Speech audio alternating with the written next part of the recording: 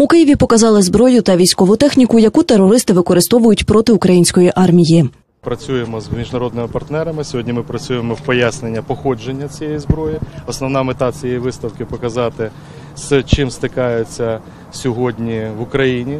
І що це фактично, по суті, є і зовнішнє втручання.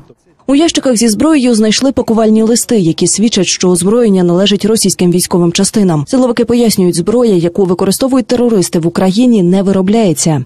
Вся маркировка, яка зустрічається на даних видах озброєння після 91-го року, свідчить про те, що воно завезено з сусідньої до нас держави. Ось дивіться. 2008 рік. У нас такого немає в производстві. Це тобто оці речі були точно завезені? Оці точно були з Росії завезені. Вон рік випуску, у нас таких немає. Служба безпеки показала документи, що свідчать про терористичну діяльність громадян Росії на сході України.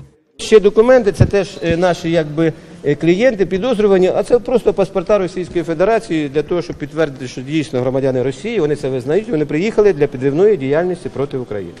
Розповсюджують зловмисники і друковану продукцію. Оці агітки, вони планувались до розповсюдження в місті Києві. Були відправлені з території Донецького регіону, з Донбасу були відправлені членами цієї терористичної організації Донецька Народна Республіка своїм прибічникам на території Києва. Зброю з Росії продемонстрували європейським дипломатам в Україні. Представників Російської Федерації на виставці не було.